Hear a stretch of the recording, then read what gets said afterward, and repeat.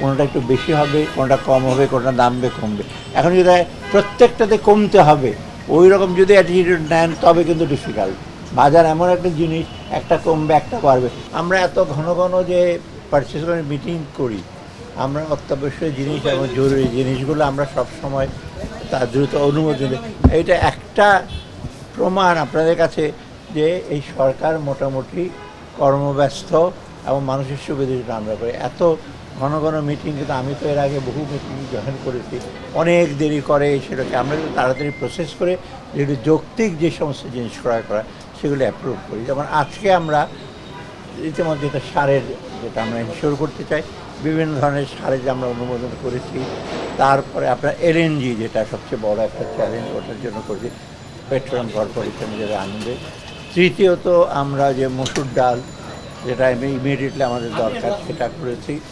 আর আরেকটা হলো সবচেয়ে বড় যে তেল, সয়াবিন অয়েল, পাম অয়েল, এইগুলো আমরা বলছি তাড়াতাড়ি। অনেকের মধ্যে একটা মিসকনসেপশন আছে, কালকে অবশ্য বাণিজ্যমন্ত্রী এক্সপ্লেন করেছেন আপনাদের কাছে যে পার টনে কত দাম বেড়েছে। এটা তো 30-40 বছরে কিন্তু সয়াবিন এসে অয়েল এত বাড়েনি। যাই হোক, ইন্টারন্যাশনাল প্রাইস তো আমরা কন্ট্রোল করতে পারি না, এটার সাথে আমরা চেষ্টা করছি কীভাবে এটা করা যায়।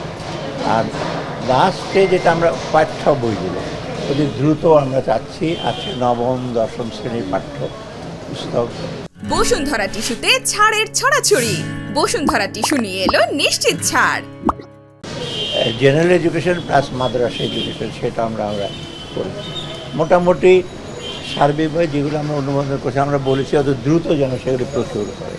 আর প্রক্রিয়াগুলো আমরা দেখেছি সবসময় সেগুলো হলো একেবারে স্বচ্ছ যেন প্রক্রিয়াগুলি হয় সেইভাবে আমরা প্রাইস চেক করি, প্রতিযোগিতামূলক হয়েছে কিনা সেটা দেখি, তারপরে সার্বিকভাবে টাকার পরিমাণ দেখি। আর সবচেয়ে যে হলো যে উদ্দেশ্যে যেটা আমরা অনুমোদন করি সেটা যেন তাড়াতাড়ি ইমপ্লিমেন্ট করে, যেন সার যেন দ্রুত আছে।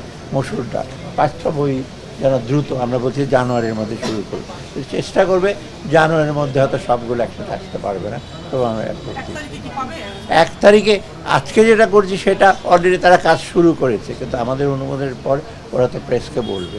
তা আপনাদের প্রেস তো অলরেডি অনেক ব্যস্ত প্রেস, ওটা চেষ্টা করবো না সেইটা শুনুন প্রভাব যে একেবারে নাইও। আপনার খালি দেখেন যে আলুর দাম বেড়ে গেছে, অন্যগুলিতে সাশ্রয় হয়েছে। একটা জিনিস একটা মানুষ এটা বাজেটের দিকে দেখে। আপনি 1000 টাকা নিয়ে যান, কোনোটা একটু বেশি হবে, কোনোটা কম হবে, কোনোটা দামবে কমবে। এখন যদি প্রত্যেকটাতে কমতে হবে ওই রকম যদি অ্যাটিটিউড নেন তবে কিন্তু ডিফিকাল্ট। বাজার এমন একটা জিনিস, একটা কমবে একটা বাড়বে। আমি যে বলে আজকে বাজার করলাম, আমি যদি নিজে বাজার কালকে সকালে একটা কমেছে একটা বেড়ে, তখন বাসায় গিয়ে বলে একটা বেড়ে গেছে, বাকিগুলো কমারটা কেউ এসে বলে না, 12টা বলবে, স্বাভাবিক অবশ্য 12টা বলবে।